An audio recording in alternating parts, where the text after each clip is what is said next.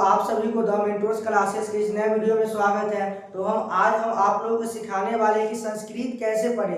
तो हर एक बच्चे क्या करते हैं, संस्कृत से डर जाते हैं। संस्कृत नाम सुनते और बुक देखते हैं हर एक बच्चा क्या तो डर जाते हैं संस्कृत से। तो हम आज आपके लिए लेकर के आए हैं संस्कृत कैसे पढ़े। तो आज हम आपको कितने इस वीडियो में आपको लास्ट तक देखना है। बस हम आपको मात्र 5 मिनट में सिखा देंगे क्या कि संस्कृत पढ़े कैसे। आपका संस्कृत का जो डर है वो हम 100% आपके शरीर से क्या करेंगे तो गायब कर देंगे। ठीक है, तो आज हम पढ़ने वाले संस्कृत कैसे पढ़े। तो आपके लिए यह जो टॉपिक है यह बहुत मस्ट और इम्पोर्टेंट है कि हम संस्कृत पढ़े कैसे। तो बच्चे क्या करते हैं, संस्कृत के नाम से ही डर जाते हैं कि संस्कृत बहुत भारी होंगे। तो संस्कृत का आज हम आपके सारे डर शरीर से क्या करेंगे तो निकाल देंगे। आज हम सबसे आपको मात्र कितने 4 टॉपिक पढ़ाएंगे। ठीक है, मात्र आपको 4 टॉपिक मात्र फॉलो करना है, जिसके कारण क्या हो जाएगा तो संस्कृत आप एकदम जैसे जो पंडित जी को जानते हैं जो पूजा कराते सिर्फ आप वैसे संस्कृत पढ़ने लगे। ठीक है, पढ़ने लगिएगा। बस हम पे भरोसा करके इस वीडियो को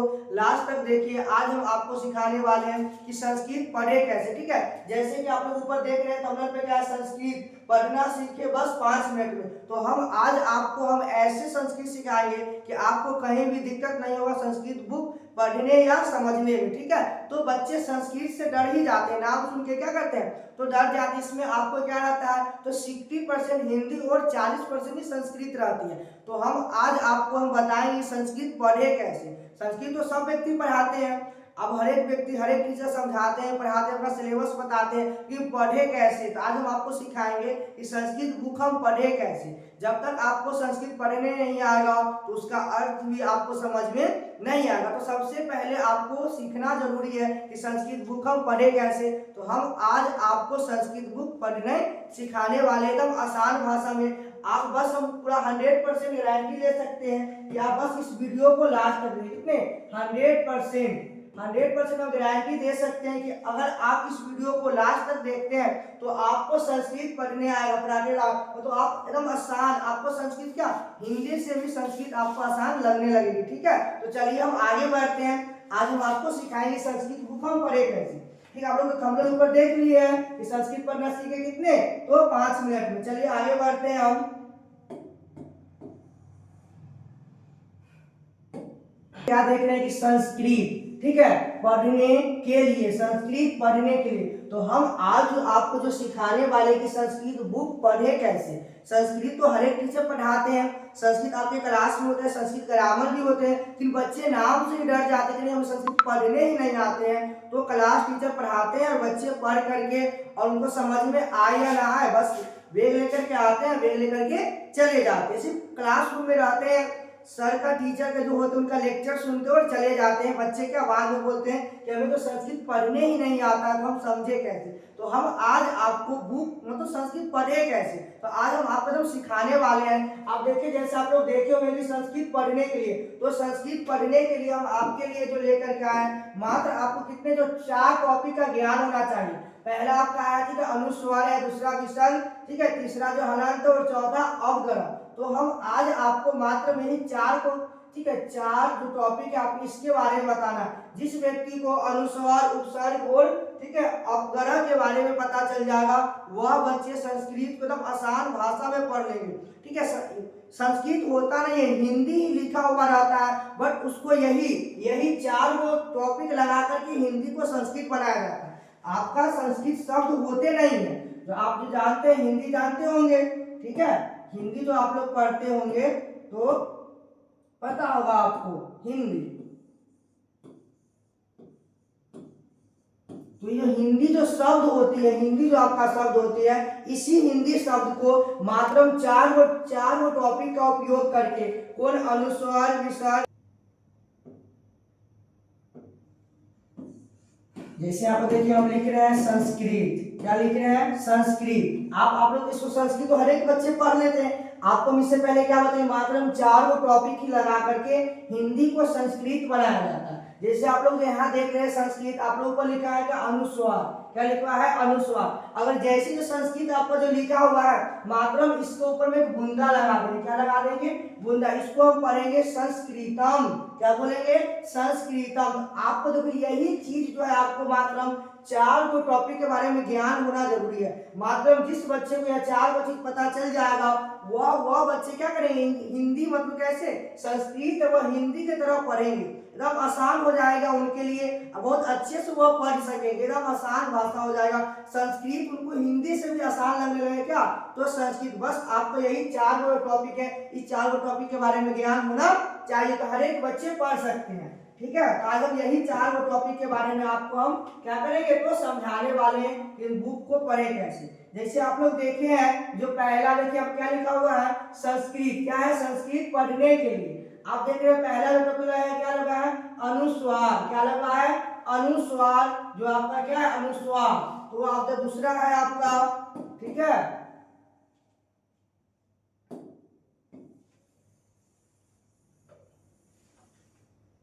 दूसरा जो टॉपिक, दूसरा जो है आपको पता होना चाहिए विसर्ग। क्या, विसर्ग। दूसरा टॉपिक क्या पता होना चाहिए, विसर्ग। ठीक है, जो तीसरा है आपका हलंत। तीसरा क्या, तो हलंत। और जो चौथा है आपका अवगरह। चौथा क्या है, तो अवगरह। चौथा क्या है, तो अवगरह। यही चार गो टॉपिक के बारे में आपको ज्ञान होना बहुत जरूरी है। जिस बच्चे को यह चार गो चीज के बारे में पता हो जाएगा वह बच्चे संस्कृत को एकदम आसान भाषा में पढ़ सकेंगे, उनके लिए कोई संस्कृत कोई भारी नहीं लगेगा, और कितने वह एग्जाम में अच्छे मार्क्स को स्कोर कर सकते हैं। ठीक है, वह 100 में कितने, तो 90 प्लस मार्क्स ला सकते हैं। बट बच्चे क्या होते हैं, तो डर जाते हैं जैसे आप। ठीक है, तो चलिए हम आगे बढ़ते हैं।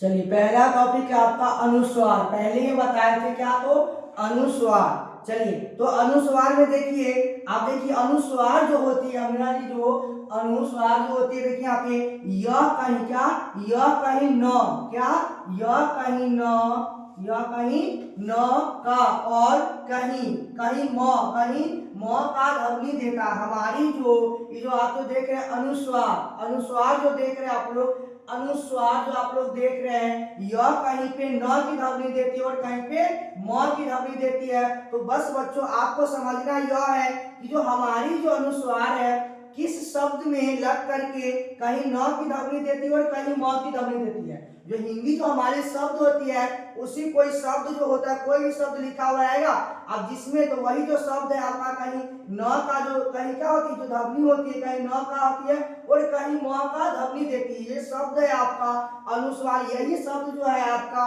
कोई भी हिंदी शब्द में लगकर उस शब्द को कभी न और कभी म का ध्वनि देता है। इस बात को आज आपको हम समझाने वाले कि यह कैसे प्रयोग किया जाता है। ठीक है, तो जैसे आप लोग देख रहे हैं, ठीक है, आपको हम बताए हैं, देखिए यहाँ पे आ जाएगा ना।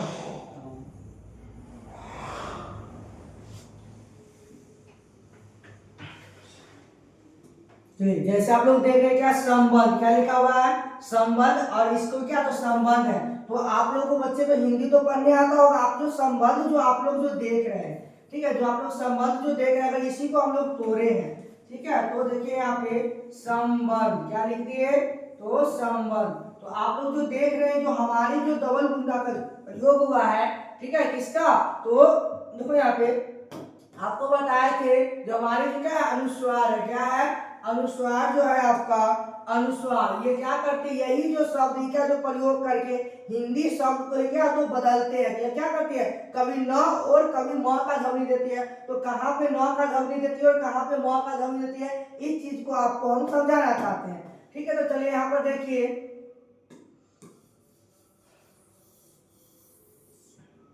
चलिए तो क्या होती है जिस, ठीक है, तो पहला वाला जो आपका जो, ठीक है, अनुस्वार जो होता है, पहला वाला अनुस्वार होता है वह क्या करता है, जो म की ध्वनि देती है। क्या किससे ध्वनि देती है, म की ध्वनि देती है। और जो दूसरा जो आपका अनुस्वार होता है वह किसका, तो न का ध्वनि देती है। किसका ध्वनि देती है, न का। जैसे आप लोग देखे त्वम, यहाँ जो आपका जो लिखा है देखो यहाँ पे त्वम, आप जो आपको पहले वाले जो सिर्फ अगर सिर्फ ए को रहेगा, अगर कोई भी शब्द अगर लिखा हुआ रहेगा, सिर्फ उसमें एक अनुस्वार रहेगा, सिर्फ एक अनुस्वार रहेगा, तो वह कितने, तो 99% क्या, 99% उसको किसका, तो म में प्रयोग करेंगे। क्या पढ़ेंगे, म ही पढ़ेंगे। ठीक है, इसको हम लोग क्या पढ़ेंगे, जैसे यहाँ पर लिखा हुआ है, ठीक है, तो हम इसको क्या करें, तो हम इसको क्या पढ़ेंगे, तो हम अगर इसी को हम तोड़ रहे हैं, ठीक है, यहाँ पर देखिएगा, ठीक है, तो हम इसको हम क्या करें, बुंदा वाला जो आपका जो अनुस्वार, इसको हम आधा पर लिख सकते हैं।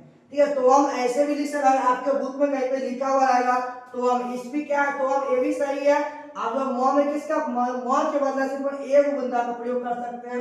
ठीक है, इसको हम आराम से लिख सकते हैं, तो हम, ठीक है, इसको क्या करेंगे, तो हम म के जगह पे क्या करेंगे, तो म के जगह पे सिर्फ हम क्या करेंगे, एक बुंदा अनुस्वार का प्रयोग कर, इसको हम क्या पढ़ेंगे, तो हम ही पढ़ेंगे। जैसे आप लोग देख रहे हैं संस्कृतम, क्या है, संस्कृतम, आप देखिए इसको हम समझाते हैं आपको।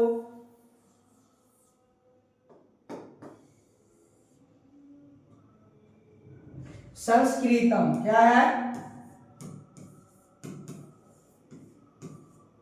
संस्कृतम, जो आपका जो संस्कृतम लिखे हैं, आपको पहले हम बताए थे, जो पहला वाला रहेगा, ठीक है, जो पहला वाला रहेगा उसको हम कहां पर है, म का प्रयोग करेंगे, दूसरा वाला न लिखे, सिर्फ अगर एक रहेगा उसका म, जैसे हम यहाँ पर लिखा है संस, इसको क्या पढ़ेंगे, संस्कृतम, आपको लास्ट में क्या गया, ए होगा तो क्या, इसको क्या पढ़ेंगे, म, संस्कृतम। इसी को अगर हम तोड़ करके लिखना चाहेंगे, कहीं पे आपको ऐसे लिखा रहेगा संस्कृतम, ठीक है, संस्कृतम ऐसे लिखा हुआ रहेगा सिर्फ आपको। तो आपको पहले ही बता दिए हैं, जो हमारा जो अनुस्वार है, इसको हम क्या करेंगे, अगर इसको हम म में बदलेंगे तो हलंत लगाएंगे, क्या लगाएंगे, हलंत लगा हुआ रहेगा। जो अगर आपका अनुस्वार जो रहेगा उसको अगर बदलेगा म में, तो इसका जो अर्थ होता है आधा अर्थ होता है, क्या होती है, इसका मतलब आता है आधा। जैसे हम कहीं पर कोई चीज का जो व्यक्ति का नाम लिखते हैं हिंदी में, आप लोग देखते होंगे, हम क्या करते हैं, कहीं पर आधा न देते हैं, आधा न के बदला हम अनुस्वार का भी प्रयोग कर सकते हो। उसी प्रकार आपका जो संस्कृतम, क्या लिखा हुआ, संस्कृतम लिखा हुआ, उसी पर ये भी आपका क्या लिखा हुआ, तो संस्कृतम क्या है, संस्कृतम। जैसे हम देखिए पुस्तकम, क्या लिखा हुआ, पुस्तकम, अगर इसको हम तोड़ना चाहेंगे, इसको हम ऐसे लिख सकते हैं, पुस्तकम, ठीक है, ऐसे भी लिख सकते हैं, तो भी क्या है, आपका पुस्तकम ही लिखा हुआ है। तो आपको यह बात समझ में आ गया होगा कि आपका कोई भी हिंदी का शब्द रहेगा, अगर आप लोग संस्कृत बुक पढ़ रहे हैं, अगर उसमें एक अनुस्वार रहेगा, अनुस्वार का प्रयोग अगर किया गया, सिर्फ अगर एक रहेगा, उसको हम लोग क्या, तो म ही पढ़ेंगे, क्या पढ़ेंगे, म। जैसे क्या लिखा, पुस्तकम, क्या पढ़ेंगे, पुस्तकम। जैसे आपका कुछ भी नाम हो सकता है, ठीक है, आप जैसे हो गया ठीक है, आप क्या होगा, पुस्तकम, इसको क्या पढ़ेंगे, पुस्तक। आपको कोई भी शब्द लिखा हुआ रहेगा, क्या रहेगा, आपको बुक में कोई भी शब्द लिखा हुआ रहेगा, क्या रहेगा, कोई भी जो शब्द आपको जो लिखा हुआ रहेगा, तो जैसे उसमें अनुस्वार आएगा, ठीक है, अनुस्वार आएगा, उसको हम क्या पढ़ेंगे, तो म ही पढ़ेंगे, क्या पढ़ेंगे, म पढ़ेंगे। तो आपको समझ में आ गया होगा कि अगर जो आज हमारा जो अनुस्वार है वह कहीं पे न का ध्वनि नहीं देता और कहीं पे म पे, ठीक है, म का ध्वनि देता, तो आपको ध्यान रखना, जहां अगर दो अनुस्वार वाला आ जाएगा, कोई शब्द लिखा हुआ रहेगा, अगर उसमें दो अनुस्वार वाला आ जाएगा, तो हम जो पहला वाला है उसको म के रूप में उच्चारण करेंगे और दूसरा वाला को न के रूप में उच्चारण करेंगे। अगर लेकिन सिर्फ अगर एक शब्द वाला आ जाए, सिर्फ एक शब्द, जैसे आ गया आपका संस्कृतम, क्या आ गया था, संस्कृतम, जैसे आप क्या आ गया था, तो संस्कृतम। जैसे अगर एक वाला आ जाए, ठीक है, अगर दो वाला आ जाए, तो हम क्या करेंगे, तो दो वाला आएगा तो पहला वाला को हम, ठीक है, नौ में प्रयोग करेंगे, दूसरा वाला को म में। लेकिन पहला अगर सिर्फ हमको सिर्फ एक सिर्फ आएगा, क्या आएगा, जैसे आ गया आपका तो हम, क्या आ गया था, तो हम सिर्फ एक आ गया, जिसको म में ही प्रयोग करेंगे। आपको पहले ही बता दिए थे, अगर इसको म, इसको क्या, तो इसको अनुस्वार के बदले म का भी प्रयोग करते हैं, इसको इसे भी हम लोग लिख सकते हैं, तो आधा म का प्रयोग करते हैं, अनुस्वार के बदले हम लोग आधा म का प्रयोग। जैसे हम लोग विद्यालय, क्या लिखेंगे, विद्यालयम, विद्यालय में हम लोग लिख रहे हैं विद्यालयम, ठीक है, विद्यालयम। जैसे कि आपका हिंदी में आपको पहले विद्यालय, जैसे हम हिंदी में आसान में क्या लिख दी, तो विद्यालय, विद्यालय तो लिखे हैं, जैसे हम लोग क्या करें, अनुस्वार का प्रयोग करेंगे, ये क्या हो गया, तो विद्या, ठीक है, विद्यालयम, क्या हो गया, विद्यालयम, विद्यालयम। आपको इसको म में प्रयोग करें, अगर इसी हलंत को प्रयोग करना चाहेंगे तो क्या लिख सकते हैं, तो विद्यालयम ऐसे भी लिख सकते हैं। तो आपको पहले ही बता दिया, अगर सिर्फ एक अनुस्वार का प्रयोग रहेगा कोई भी शब्द उसको हम म में प्रयोग करेंगे, अगर दो अनुस्वार का प्रयोग रहेगा तो पहला वाला को हम म में प्रयोग करेंगे, दूसरा वाला को न में। तो यह बात आपको अच्छा से समझ में आ गया होगा, तो आपको समझ में आ गया होगा, ठीक है। तो हम देखिए इस वीडियो को आप लास्ट तक देखिए, हम आकर में 4 टॉपिक को बताएंगे, उसी 4 से आपको सारा संस्कृत पढ़ने आ जाएगा, पूरा क्या तो पंडित जी की तरह पढ़ने लगेगा। चलिए हम आगे बढ़ते हैं, ठीक है। तो आपको क्या अनुस्वार वाला समझ में आ गया होगा, ठीक है। अगर आप इसको कोई भी जो कंफ्यूजन होगा तो पूछ सकते हैं, ठीक है। चलिए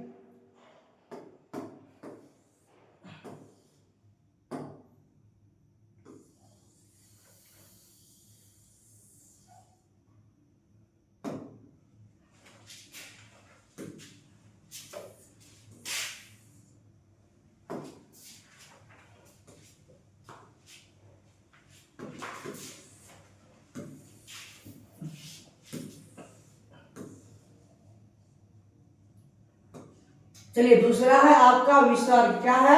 विसर्ग। अब हम इसके बारे में बताते, देखो विसर्ग जो होता है, इसका ध्वनि ह होते हैं, इसका जो ध्वनि होती है ह होती है। अगर आपको कोई भी हिंदी शब्द लिखा हुआ रहेगा उसके लास्ट में क्या रहेगा? विसर्ग लग जाएगा। क्या लग जाएगा? विसर्ग लग जाएगा। उसको हम क्या पढ़ेंगे? तो ह पढ़ेंगे। क्या पढ़ेंगे? ह। चलिए अब इसको हम लोग आपको बताते हैं, एकदम आसान भाषा में आपको हम बता रहे हैं, ठीक है। आप हमसे भरोसा कीजिए, आपको देखिए संस्कृत आप मात्र इस पूरा वीडियो को देखते देखते आप संस्कृत का तो सीख जाइएगा पढ़ना, ठीक है। आप जैसे हम लोग देख रहे हैं कि आपको क्या बताया, इस ध्वनि का जो ध्वनि का होती है ह होती है, ध्वनि क्या देती है, जैसे हम लिखते हैं केशव, ठीक है, केशव। इसमें देखिए आपको किसका प्रयोग हो गया, ठीक है। आपको पहले बता दें विसर्ग में जैसे आएगा किसका? विसर्ग। तो क्या पढ़ेंगे? ह ही पढ़ेंगे। क्या पढ़ेंगे? ह पढ़ेंगे। क्या पढ़ेंगे? तो ह पढ़ेंगे। जैसे आप लोग देख रहे हैं यहाँ पे आपका आ गया, चलिए क्या है? तो केशव है। क्या है? केशव। इसमें देखिए आपको देखिए अब क्या लगा? विसर्ग लगा हुआ है। क्या लगा हुआ है? विसर्ग। क्या लगा हुआ है? विसर्ग। विसर्ग।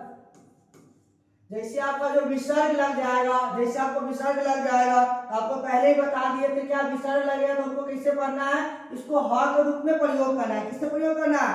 ह में। तो इसको जैसे आपको लिखे केशव, क्या लिखा हुआ है? केशव। इसको हम तोड़ेंगे, इसको हम कैसे पढ़ेंगे? यहाँ पर देखिए, तो केशव, केशव। इसको हम क्या ऐसे यहाँ पर देख सकते हैं, हाँ। आपको हम पहले ही बता दिए थे, इसको जो हम जो, ठीक है, जो विसर्ग है आपका, जो विसर्ग है, जो आपका विसर्ग लगा हुआ है उसको हम ह पढ़ेंगे। अगर कोई भी शब्द लिखा हुआ है उसके लास्ट में अगर विसर्ग लगा हुआ है, ठीक है, ठीक है, इसका मतलब दूगो बूंदा, ऐसे अगर समझ में नहीं आएगा, जिसके लास्ट में अगर दूगो बुआरे मिठाई रहेगा, क्या रहेगा? दूगो जो मिठाई रहेगा, रसगुल्ला रहेगा, उसको हम लोग क्या पढ़े? उसको ह में प्रयोग करके पढ़ना है। किससे पढ़ना है? तो ह, उसको लास्ट में क्या ह ही बोलना है। जैसे आप लोग देखिए, कोई भी संस्कृत का बुक रहेगा उसमें कितने दूगो रसगुल्ला जैसे आपको नजर आएगा, हमको क्या उसको बोलना है? तो ह बोलना है। जैसे क्या है आपका केशव, क्या लिखा हिंदी आपको पढ़ना है? क्या लिखे? केशव। इसमें जैसे हम दूगो बूंदा का प्रयोग करें, क्या हो गया? केशव। उसी प्रकार देखिए यहाँ पे जैसे नम है, क्या है? नमा। जैसे हम लिखे यहाँ पे, ठीक है, नमा, इसको हम क्या पढ़ेंगे? तो देखो हाँ, आपको पहले ही बताया है, जैसे हमारे दूगो बूंदा आएगा, दूगो रसगुल्ला आएगा, हमको क्या पढ़ना है? तो हाँ पढ़ना है। इसको नम, हिंदी का आपको पढ़ना है, क्या लिखा? नम। जैसे कि हलन का प्रयोग कर दिए तो क्या हो गया? नमा। इसको क्या बोलेंगे? नमा। क्या हो जाएगी हमारी? नमा। उसी प्रकार जो आपका है नदी, क्या है? नदी। आप लोग नदी में देख रहे क्या लिखा है? नदी। इसको हम कैसे पढ़ेंगे? इसको पढ़ेंगे नदी। आप जैसे यहाँ पर देखिए नदी, क्या है? नदी। आप जैसे इसको हम क्या बताए? तो ह। इसको हम प्रयोग करेंगे ना, इसको ही में प्रयोग करेंगे। कैसे में प्रयोग करेंगे? आपका जो जो दूगो जो आपका क्या है, जो विसर्ग जो लगा हुआ है, आपको पहले भी आपको बताया कि कोई भी शब्द के लास्ट में जो विसर्ग लगा हुआ है उसको हम ह में प्रयोग करेंगे। आपका जो विसर्ग जो लगा हुआ है, ठीक है, तो आपका इसके डी में लगा नदी, जो आपका जो विसर्ग इसमें लगा हुआ है, किसमें लगा हुआ है? अगर सिर्फ अगर इसमें लगा हुआ रहता तो नदियां पढ़ते इसको, लेकिन क्या इसमें डी में लगा हुआ विसर्ग। जैसे जो होता है हर्षु का, दीर्घी का, ठीक है, इसको पता होगा आपको। जैसे आपका माना जाता है क्या, तो का, आपको हर्षु का, दीर्घी का, इसे जो होता है क्या, जैसे आपको देख रहे हैं यहाँ पे हमारा क्या है, जो डी में लगा हुआ है। किसमें लगा हुआ है? तो दी में लगा जैसे नदी, इसको हम क्या पढ़ेंगे तो नदिया, लास्ट में लगा क्या पढ़ेंगे नदिया, क्या पढ़ेंगे आप लोग इसको ना ह पढ़ना है हमको, हिंदी तो आपको पढ़ना है हमको क्या अनुस्वार को, ये विसर्ग को हमको ह पढ़ना है। तो नदी का सिंपल लिखा हुआ है नदी, और हमारी जो क्या है अनुस्वार जो इसमें लगा हुआ है तो नदिया, क्या पढ़ेंगे इसको नदिया। ठीक है, आगे देखिए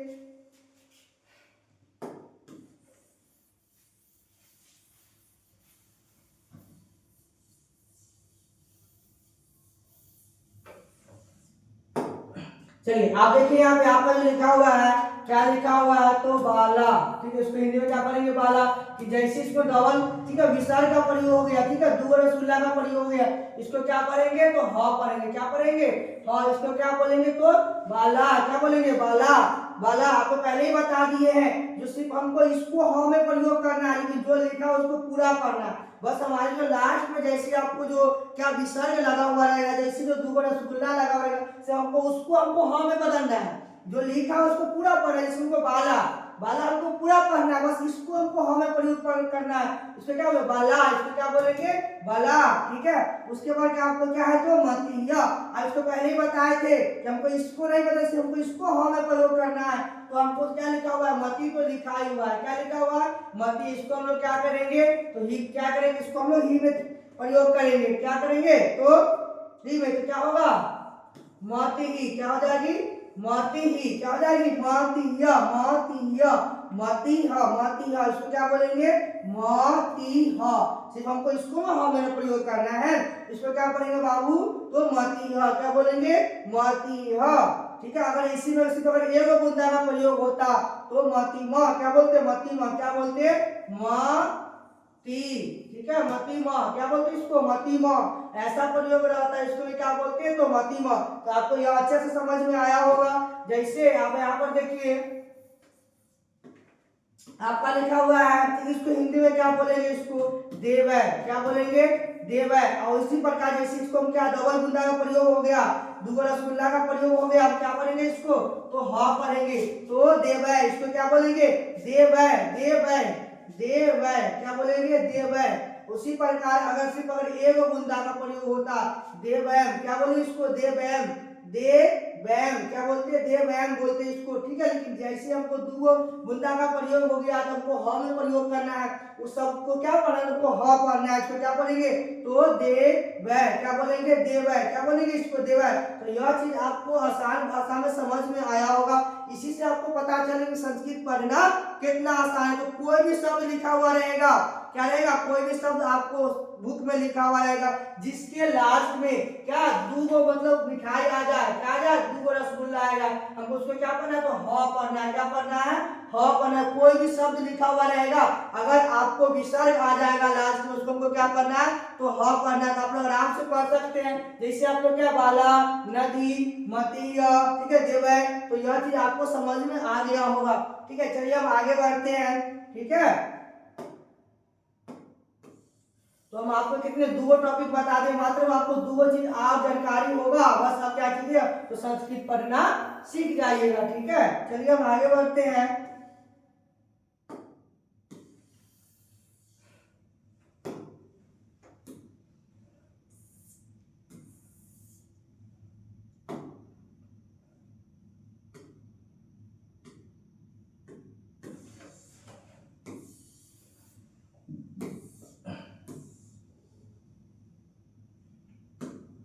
तीसरा है आपका हलंत, क्या है हलंत। अब हलंत अगर कोई भी देखो इस क्या होता है इस चिन्ह, ठीक है चिन्ह का अर्थ है कि यहाँ कोई स्वर नहीं है, ऐसा आपको कोई भी अगर कोई भी शब्द लिखा हुआ रहेगा अगर उसके लास्ट में हलंत आ जाए, क्या आ जाए अगर कोई भी शब्द लिखा हुआ रहेगा आपको, कोई जो शब्द आपको मिलेगा अगर उसके लास्ट में क्या आ जाए तो हलंत आ जाए, क्या आ जाए हलंत। जो जिस शब्द के अर्थ में हलंत आती है, देखो इस चिन्ह का जो अर्थ होता है कि क्या यह कोई स्वर नहीं होता, इसका मतलब कोई भी स्वर नहीं होता, वो तो शब्द को आधा कर देती है। अगर हलंत कोई भी शब्द के आगे तो पीछे जैसी लगती है, अगर कोई शब्द लिखा हुआ है उसमें जैसे आपका हलंत लग जाए उस शब्द को क्या कर देती है आधा कर देती है, उसमें कोई स्वर नहीं होता, उसमें क्या होता है कोई स्वर नहीं होते, कोई भी स्वर नहीं होते, वह शब्द को आधा कर देती है। चलिए आगे देखिए ठान दिया, क्या कर देती है, अक्षर को आधा कर देती है। ठान क्या करती है, अगर जिस शब्द में हलंत लग गया उस शब्द को क्या करती है, तो आधा कर देती है। जैसे यहाँ पर देखिए चक्रम, क्या लिखा हुआ है, चक्रम, क्या लिखा हुआ है, चक्रम। तो इसको क्या पढ़ेंगे वैसा कुछ क्या, तो आगे चलिए आवाज को स्लो करके पढ़ेंगे। चक्रमा, क्या बोलेंगे, चक्रम। किसको क्या बोलेंगे, चक्रम। क्या करती है, आधा कर देती है। कोई भी शब्द के लास्ट में लग करके जो हलंत लगती है शब्द को आधा कर देती है। तो पहले हम कस के बोलेंगे, लास्ट में स्लो कर देंगे। चक्रम, चक्रम, क्या बोलेंगे, चक्रम। जैसे आप देखो रामात, क्या लिखा हुआ आपका, रामान। अगर जैसे इसमें हलंत लगा देंगे, क्या लगा देंगे, हलंत, इसको क्या बोलेंगे, इसको यहाँ तक कस के बोलेंगे, रामा। क्या बोलेंगे, रामा, रामांत, रामांत। यहाँ तक कस के बोलेंगे, पढ़ना है हमको, रामांत। क्या बोलेंगे, रामांत। जैसे लिखते हैं राम, क्या लिखती है, राम, ठीक है। तो इसको लिखते हैं राम, इसको अगर लिखते हैं रामांत, इसको क्या लिखते हैं, रामांत।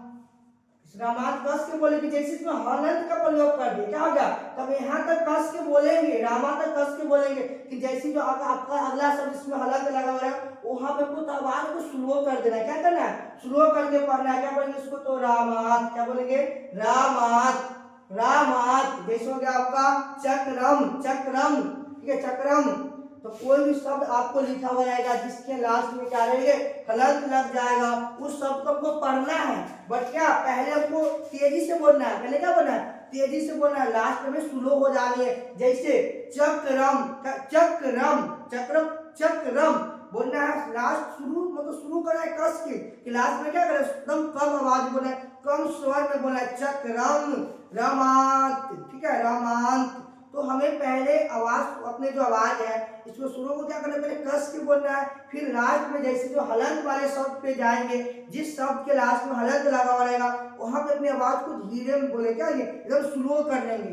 चलिए, तो आपको ये बात समझ में आ गया होगा, क्योंकि सबसे आसान यही है कि जिस शब्द के लास्ट में हलंत लग जाओ शब्द को क्या करना, धीमे बोलना है। क्या बोलना है, धीमे बोलना है, स्वर और तुम कम आवाज में बोल सकते हैं। चलिए, अगला टॉपिक है आपका, 3 टॉपिक आपको समझ में आया होगा।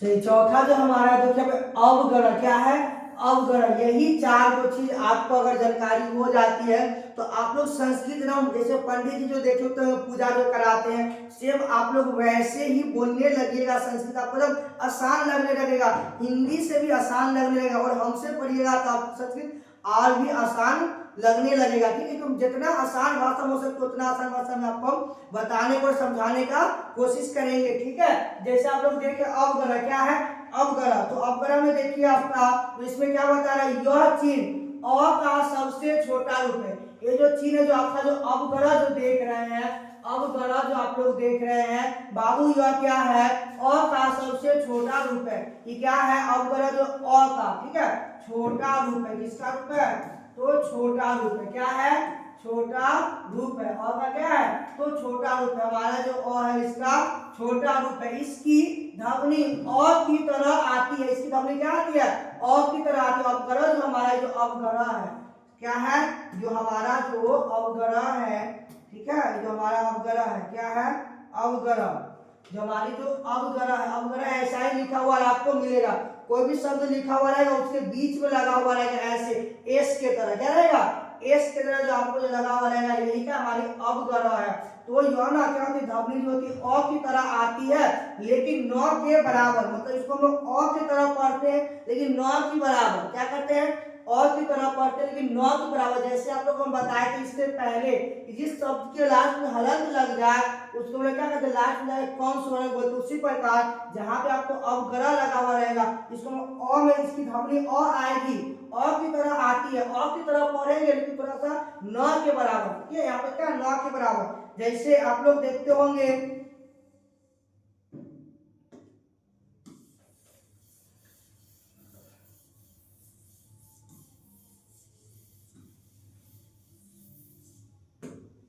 जैसे आप लोग देखते हो ओम, ऐसे हर एक बहुत जगह पे आप लोग देखिएगा, ठीक है, तो ऐसे लिखा हुआ रहता है, ओम लिखा हुआ रहता है। बहुत सारे ऑडियो सब पर देखते होंगे, लेकिन देखिए ऐसा वाला आप लोग कहीं पे देखे हैं? इसको हम लोग पहले ही बता दें, जहाँ पे रहेगा अवग्रह हम लोग क्या करें, इसको अ के रूप में पढ़ेंगे लेकिन कम स्वर। जैसे देखो ओ, यहाँ पे कस, यहाँ पे कम करें, फिर लास्ट में बोले ओम, क्या है ओम, इसको लोग अ में पढ़ना, ओम क्या बोलेंगे ओम। जैसे आप लोग देख रहे हैं यहाँ पे मनोभिरामम, क्या है मनो, इसको अ में पढ़ना है, तो अ में पढ़ेंगे क्या, तो नौ के बराबर। जैसे मनो, क्या बोलेंगे इसको मनो भीरामम, मनोभिरामम, इसको क्या पढ़ेंगे बाबू, तो मनोभिरामम, क्या बोलेंगे बोलिए मेरे साथ, तो मनोभिरामम क्या है, तो मनोविराम। आपको पहले ही बता दिए जहां पे अवग्रह लगा हुआ रहेगा, लगा हुआ रहेगा अवग्रह, अवग्रह आपको कोई भी शब्द के बीच में ही मिलेगा, ठीक है। तो ऐसे आप लोग देखिएगा कहीं पे ओम ऐसे भी लिखा हुआ देखते होंगे,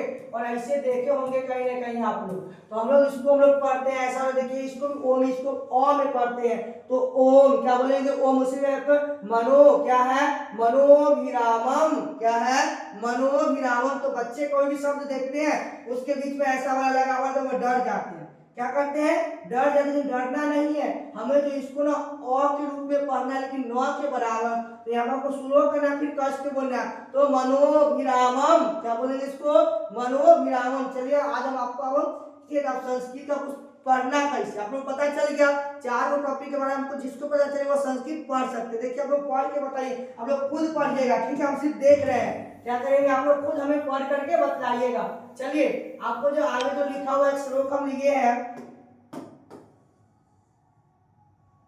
चलिए आप लोग देख रहे हैं ओम, तो पता चल गया आपको क्या है, तो ओम है, क्या है, तो हमारे जो क्या है ओम है, क्या है ओम।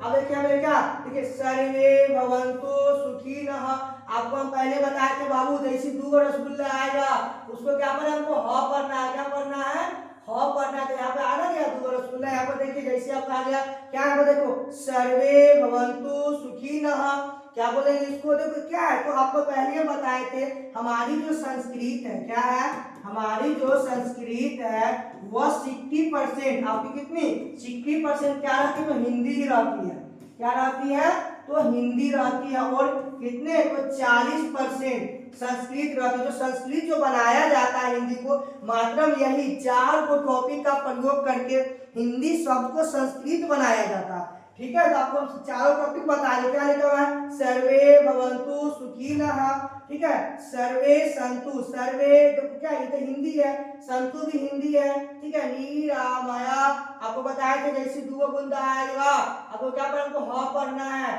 तो देखो ये तो हिंदी लिखा हुआ है, देखो नीराम, ठीक है, नीराम निरामाया, निरामाया, इसको ह खाली पढ़े क्या होगा, तो सर्वे संतु निरामाया, ठीक है, सर्वे भद्राणि पश्यन्तु, ठीक है। तो आपको पढ़ने आ गया होगा, ठीक है, तो मेरे साथ बोले क्या है, तो ओम सर्वे भवन्तु सुखिनः, ओम सर्वे भवन्तु सुखिनः, सर्वे सन्तु निरामया, ठीक है, सर्वे भद्राणि पश्यन्तु। तो देखिए आपको संस्कृत कितना हल्का है, ठीक है। तो हम आपके लिए देखिए कितना, इसको बस आपको क्या इस वीडियो को पूरा देखिए, आपको संस्कृत पढ़ना आ ही जाएगा, कितने तो 100% हम गारंटी दे सकते हैं कि हर एक बच्चा को आ जाएगा, और संस्कृत हिंदी से भी आसान आपको संस्कृत पढ़ने में लगेगा। जैसे आप लोग खुद आप लोग पढ़े होंगे, ठीक है, आपको समझ क्या, तो सर्वे भवन्तु सुखिनः, सर्वे सन्तु निरामया, सर्व, ठीक है, सर्वे भद्राणि पश्यन्तु।